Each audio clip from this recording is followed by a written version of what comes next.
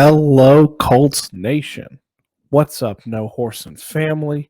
Welcome back to an episode of the No Horsing Around podcast. As always, I am one of two dudes talking Colts. I'm one of your hosts, Stephen Burton, and I've been away for a little bit. I had to take a much-needed vacation, family vacation. Took my daughters to Disneyland, had a fantastic time. But as always, the Colts news does not stop, even though I'm on vacation. So a lot of stuff that we'll kind of cover throughout the off season, but one of the things I want to cover specifically has something to do with one specific person, which we will get to. But before we do that, as always, you guys, please like, share, subscribe, comment. You all know that the No Horsing family and Colts Nation is crucial to what we're able to do with this show as we grow. Make sure you like the episode, share it with a friend who's never seen us before. Hit that subscribe, hit the notification, and give us a comment. We love the comments, whether you agree with us or disagree. If you think it's a great take or a horrible take, I love reading every single one of them. It's one of the highlights of the videos for me as well as Zach. So please, you guys, and as always, like I said, it's not just subscribing. Join the family. Join the No Horsing Around family. Subscribe to the channel as we get close to the season. We do stuff all the time. We've given away hats. We may give away a jersey. We've given away shirts and tickets to preseason games as well as regular season games. So we're excited. We're excited to kind of see what this offseason brings. But please, you guys, like I said, join the family. Subscribe. Okay? So who am I talking about when I'm talking about one specific player? It's Matt Ryan. I mean, I'm rocking. Obviously, y'all know. I mean, I have a Carson Wentz jersey, but it's the same number.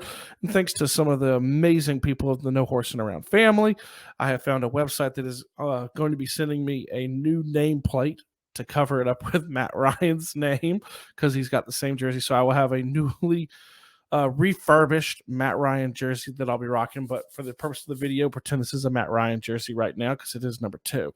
But Matt Ryan. And kind of the purpose of this is, can he return to an MVP caliber quarterback? Since 2016, somewhere around there. That was his MVP season. Kyle Shanahan really excelled. Never really showed a tremendous drop-off over the last few years. But the reason we're doing this video today, the reason I'm doing this video today is more so of how has he looked so far during the offseason program? During, the mini camps and the voluntary OTAs that he's been able to do now too. And, the glowing words that are coming out. They sound awfully reminiscent of why we're doing this video, which is, can he really truly be the 2022 edition of Matt Stafford or Tom Brady the year before? Now, why do I select those two players? It's very simple. Last year, Matt Stafford, after years with an organization, the Detroit Lions, leaves, goes to LA, performs extremely well, wins a Super Bowl. The year before that, Tom Brady, obviously, tremendous success, years with the New England Patriots, doesn't get traded, goes into free agency, signs with a different team, does really well, wins a Super Bowl. Catch my connection? Do you guys see the connection that I'm making? These are old faces in new places. There's a lot of those this offseason. Some could say it could be Russell Wilson going to the Denver Broncos. It could be, Matt Ryan coming to the Colts. It could be, numerous other ones. There's lots of different changes. Obviously, the quarterback carousel just kind of kept ticking. Baker Mayfield, wherever he ends up. Who's going to be this year's version of it? Because I think it's probably likely. So I wanted to kind of dissect. A lot of people try to say, well, Stephen, Matt Ryan is washed. That's what we've heard in the comments a lot to our videos when it comes to Matt Ryan. I want to kind of go over some stats with you guys really, really briefly. And Tom Brady's last year in New England, okay, he had 24 touchdowns and 8 interceptions and just over 4,000 yards, okay? Matt Stafford's last year in Detroit, he had just over 4,000 yards, 26 touchdowns, 10 interceptions. Matt Ryan's last season in Atlanta, which was last year, just a tick under 4,000, 39,680 with 20 touchdowns and 12 picks. They're very similar stats. I mean, Brady had some more touchdowns. Stafford, they both had a few more touchdowns than Ryan, but around the same amount of interceptions. Very similar when they're leaving the situation. Now, what you have to dissect is where did they go? Ready-made teams, right? Tom Brady handpicked. He wanted no more cold weather. He wanted a loading receiving core. You had Godwin, Evans, Gronk, O.J. Howard, then a loaded backfield, Fournette, Ronald Jones, right? And then a really good defense and an offensive-minded head coach, right? That's Brady. Stafford just wanted to get out of Detroit. Detroit's a dysfunctional franchise. Kind of always has been my entire life. I don't know if they always will be. I do like Dan Campbell, so we'll see. But he wanted out. He went to a loaded team. Robert Woods, Cooper Kupp, Van Jefferson, who turned out to be really well, Higbee. Then you had Cam Akers in the backfield.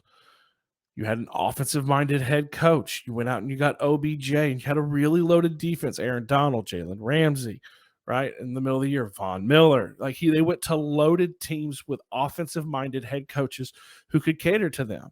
And I think you're hearing a lot of the same things about Matt Ryan coming to Indianapolis. I know, and we're going to talk about this at some point during the offseason. I know that the receiving core worries people. You have Pittman. You have Alec Pierce coming in. You have Big Mo. You have my favorite one, Woods. And you have Jonathan Taylor. You did go out. You got, Philip Lindsay. You have Naheem Hines. And then on defense, you are really loaded on defense. I don't care what anybody says. You're really loaded on defense. It's a ready-made team that was a quarterback away. The question is, can he continue the success that Stafford and Brady both had the year that they got there?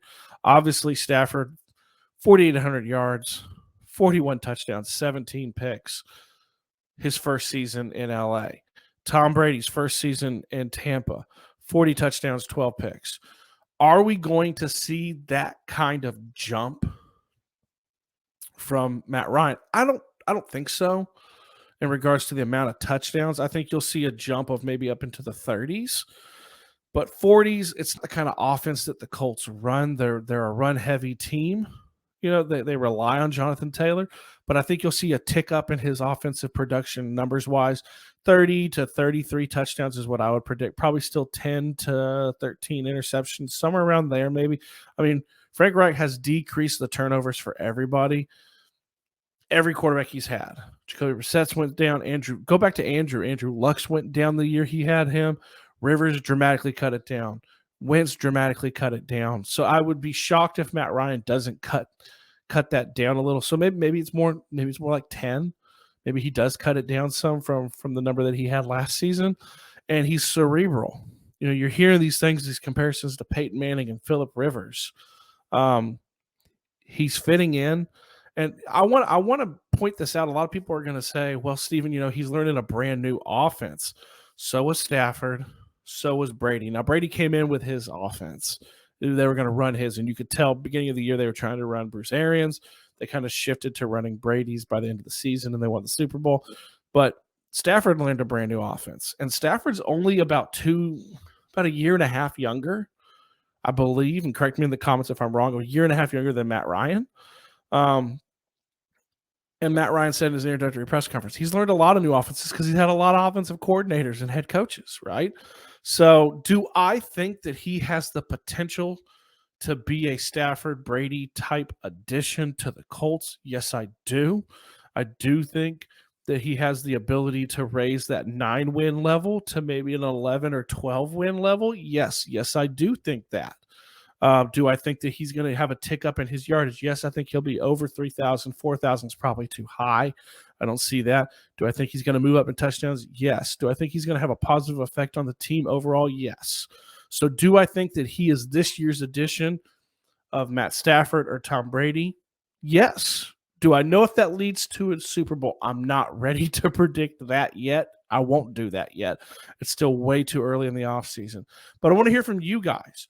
Do you guys think that Matt Ryan could be that missing piece for the Colts to take a next big jump? And by big jump, I mean win the division, okay? Get into the playoffs and win multiple games at this point. I think win multiple games is what you would like to see. Do you guys think that? So chime in. Let me hear from Colts Nation. Let me hear from the No Horsing Around family, okay? As always, you guys, remember, we always say it in the beginning, in the middle, and the end. Please like, share, subscribe, comment, join the family. We're having fun this offseason. We're going to have a lot of people coming and going. I've got a very special guest that I've been working to line up. I got to talk to Zach about. He has agreed to come on. We're just trying to get scheduled. I'm really excited. He's a guy I listen to all the time. So I'm really excited to see him potentially come onto the channel. So make sure that you're dinging the bell and that you're subscribed so you don't miss him coming on. I am these things the same way I always do. I love you. I know Zach loves you. I'm out.